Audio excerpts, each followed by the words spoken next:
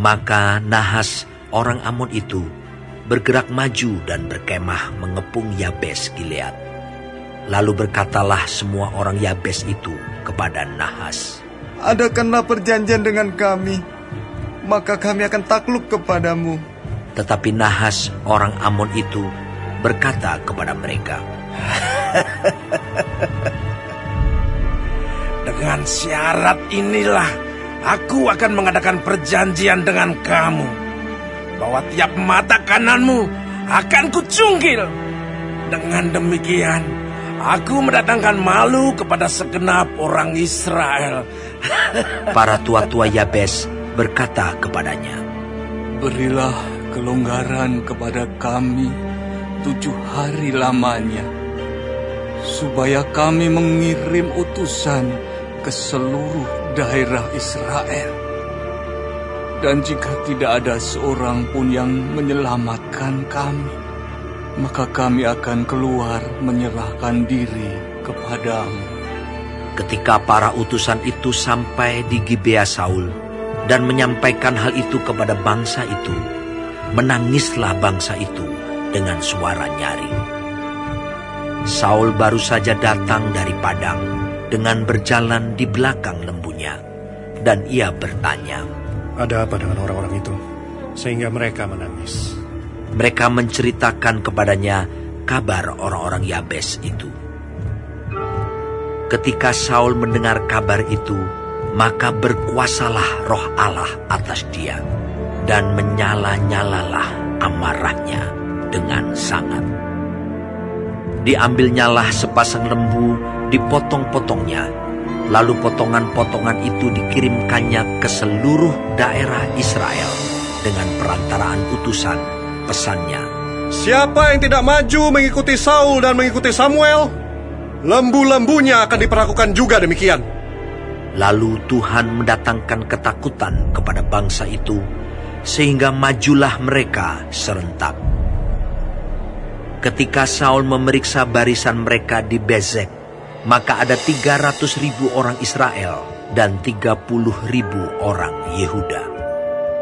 Kepada para utusan yang datang itu dikatakan, "Beginilah kamu katakan kepada orang-orang Yabes Gilead, besok pada waktu panas teriknya matahari, akan datang bagimu penyelamatan." Ketika para utusan kembali dan memberitahukan hal itu kepada orang-orang Yabes, bersukacitalah mereka. Lalu orang-orang Yabes itu berkata kepada Nahas, "Besok kami akan keluar menyerahkan diri kepadamu. Maka bolehlah kamu lakukan terhadap kami apapun yang kamu pandang baik."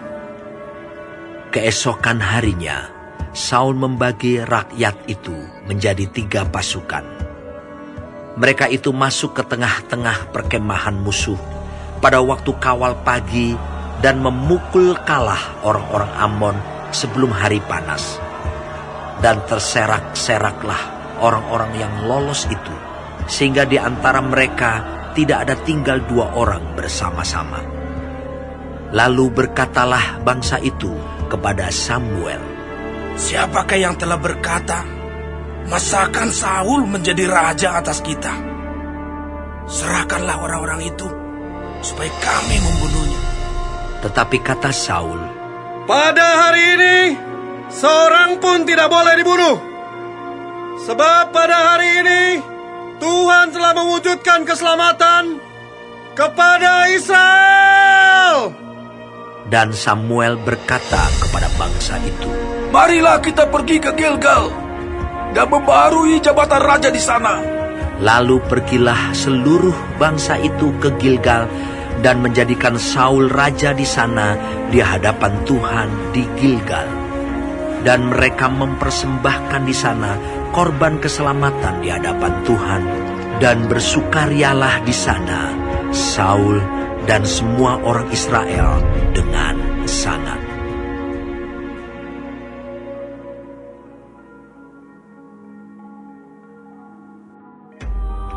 Berkatalah Samuel kepada seluruh orang Israel, "Telah kudengarkan segala permintaanmu yang kamu sampaikan kepadaku, dan seorang raja telah kuangkat atasmu. maka sekarang raja itulah yang menjadi pemimpinmu. Tetapi aku ini telah menjadi tua dan beruban.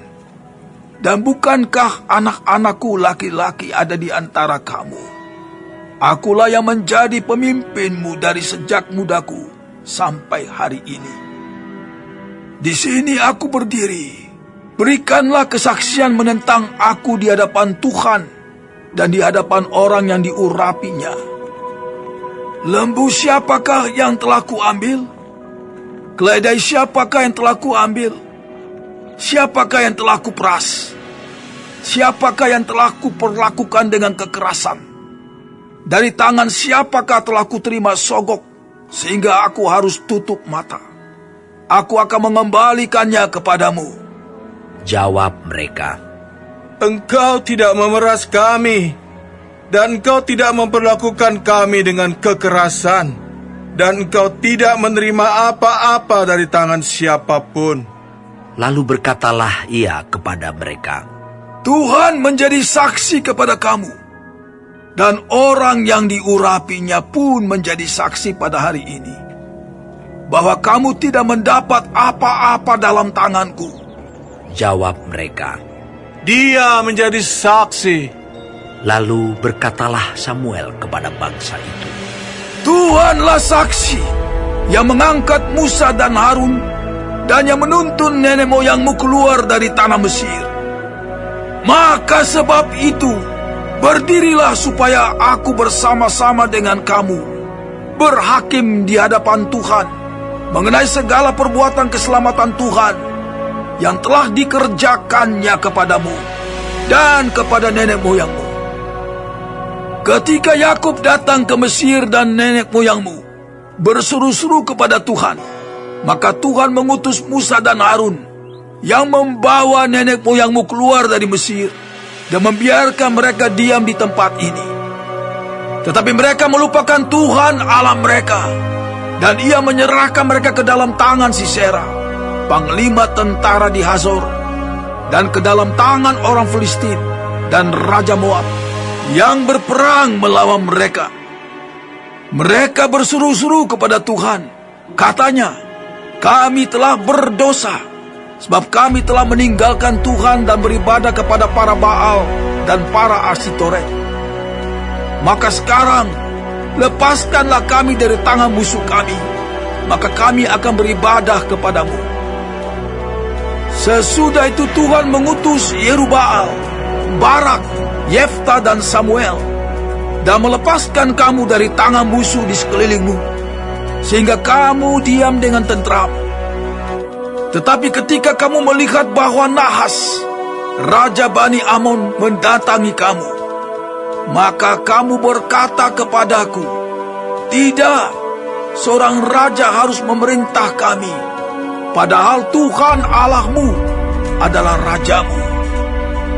Maka sebab itu, lihat, itu raja yang telah kamu pilih, yang kamu minta. Sesungguhnya Tuhan telah mengangkat raja atasmu. Asal saja kamu takut akan Tuhan, beribadah kepadanya, mendengarkan firman-Nya, dan tidak menentang titah Tuhan.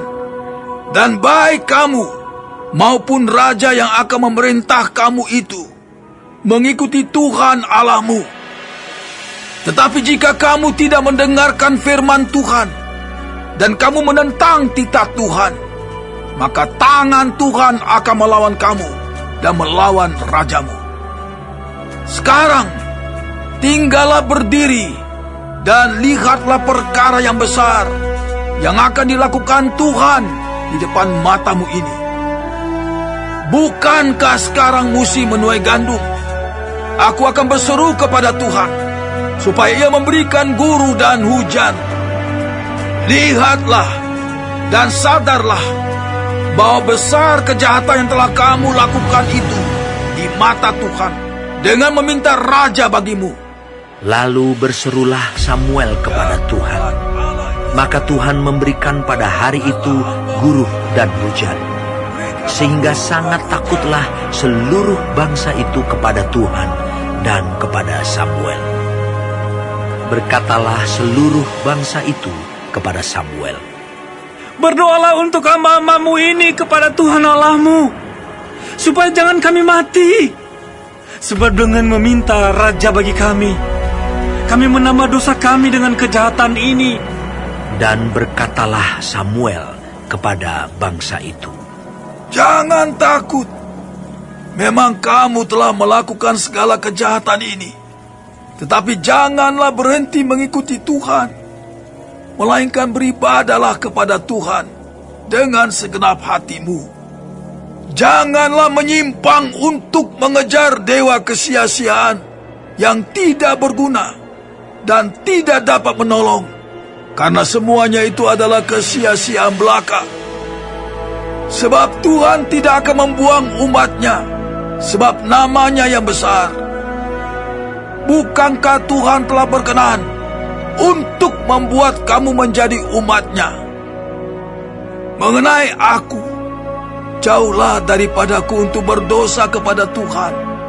Dengan berhenti mendoakan kamu, aku akan mengajarkan kepadamu jalan yang baik dan lurus. Hanya takutlah akan Tuhan dan setialah beribadah kepadanya dengan segenap hatimu, sebab ketahuilah betapa besarnya hal-hal yang dilakukannya di antara kamu. Tetapi jika kamu terus berbuat jahat, maka kamu akan dilenyapkan, baik kamu maupun rajamu itu.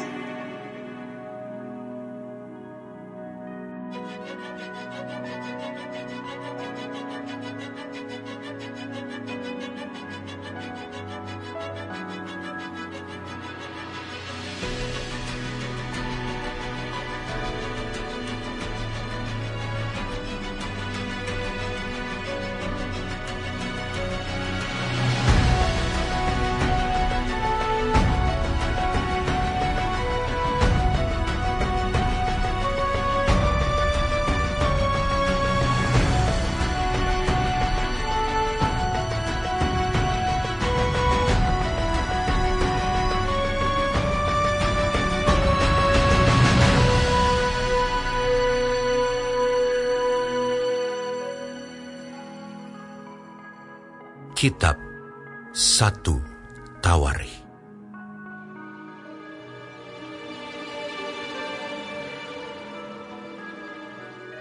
Adam, Set, Enos, Kenan, Mahalaleel, Yared, Henokh, Metusalah, Lamek, Nuh, Sem, Ham, dan Yafet.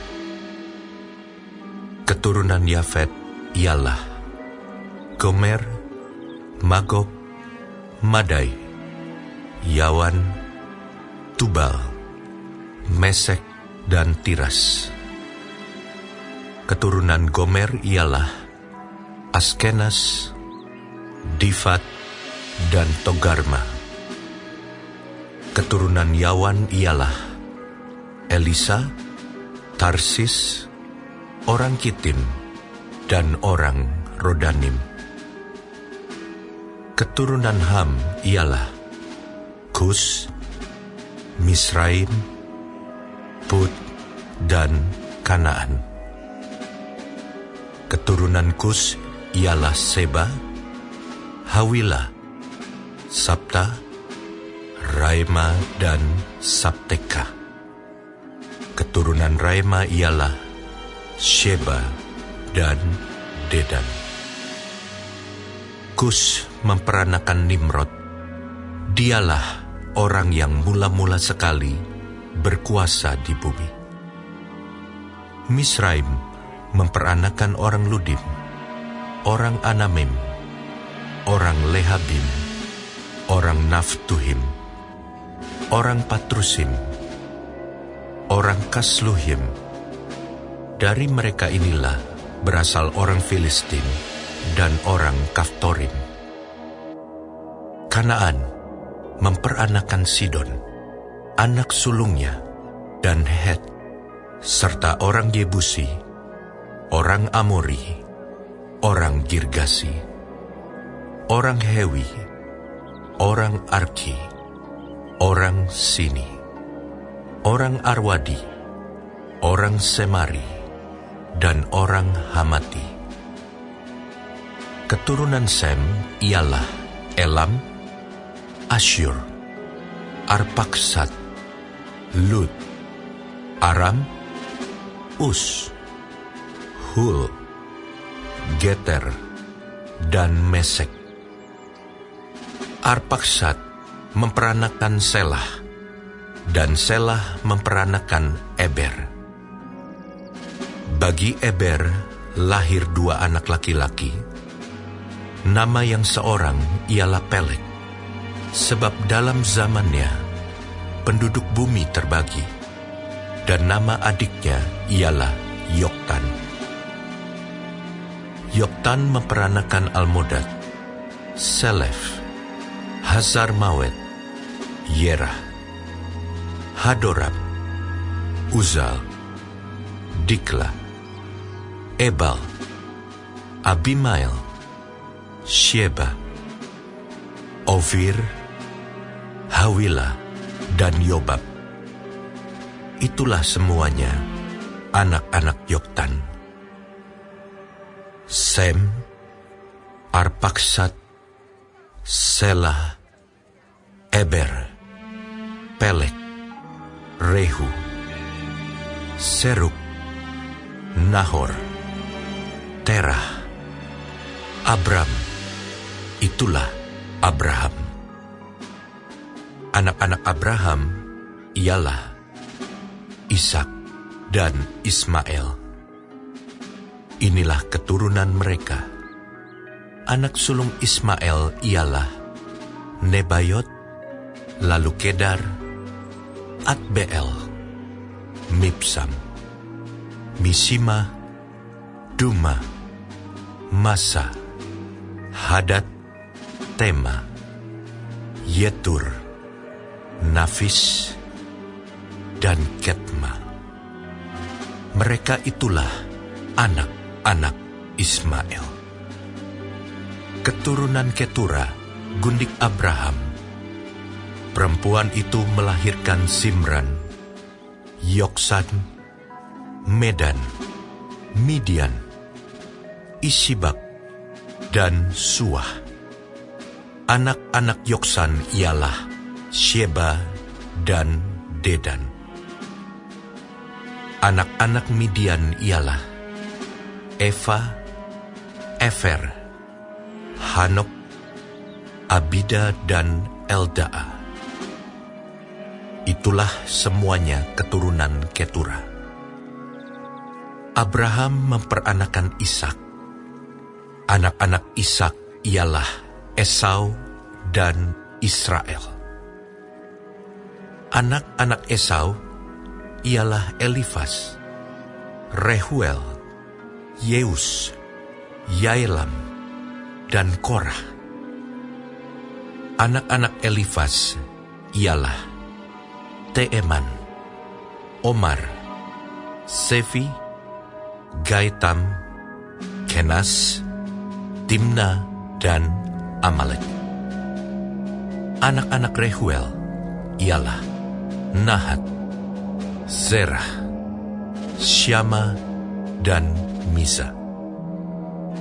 Anak-anak Seir ialah Lotan, Syobal, Zibeon, Ana, Disyon, Ezer, dan Disyan. Anak-anak Lotan ialah Hori dan Homam. Adik perempuan Lotan ialah Timna. Anak-anak Syobal ialah Alian, Manahat, Ebal, Shefi, dan Onam. Anak-anak Sibeon ialah Aya dan Ana. Keturunan Ana ialah Disyon. Anak-anak Disyon ialah Hamran, Eshiban, Yitran, dan Keran. Anak-anak Ezer ialah Bilhan, Zaawan, dan Yaakan. Anak-anak Disyan ialah Us dan Aran. Inilah raja-raja yang memerintah di tanah Edom, sebelum seorang raja dari orang Israel memerintah. Bela bin Beor, dan kotanya bernama Dinhaba. Setelah Bela mati, Yobab bin Zerah dari Bosra menjadi raja menggantikan dia. Setelah Yobab mati, Husyam dari negeri orang Teeman menjadi raja menggantikan dia. Setelah Husyam mati, Hadad bin Bedad menjadi raja menggantikan dia. Dialah yang memukul kalah orang Midian di daerah Moab, dan kotanya bernama Awit. Setelah Hadad mati, Samla dari Masireka menjadi raja menggantikan dia. Setelah Samla mati, Saul dari Rehobot Sungai menjadi raja menggantikan dia. Setelah Saul mati, Baal-Hanan bin Akbor menjadi raja menggantikan dia. Setelah Baal-Hanan mati, Hadad menjadi raja menggantikan dia, dan kotanya bernama Pahi, dan istrinya bernama Mehetabeel binti Matred binti Mezahab. Setelah Hadad mati, maka yang menjadi kepala-kepala kaum di Edom ialah kepala kaum Timna, kepala kaum Alia, kepala kaum Yetet, kepala kaum Oholibama, kepala kaum Ela, kepala kaum Pinon, kepala kaum Kenas, kepala kaum Teeman, kepala kaum Mibsar, kepala kaum Magdiel, dan kepala kaum Iran. Itulah kepala-kepala kaum di Edom.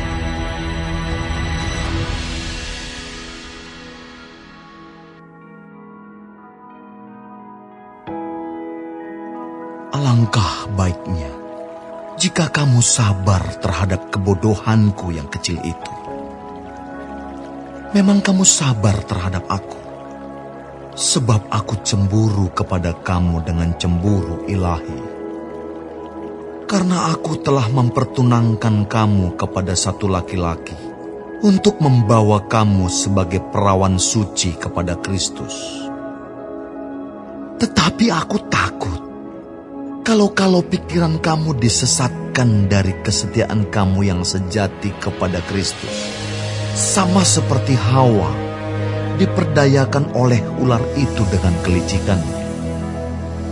Sebab kamu sabar saja jika ada seorang datang memberitakan Yesus yang lain daripada yang telah kami beritakan, atau memberikan kepada kamu roh yang lain daripada yang telah kamu terima, atau Injil yang lain daripada yang telah kamu terima.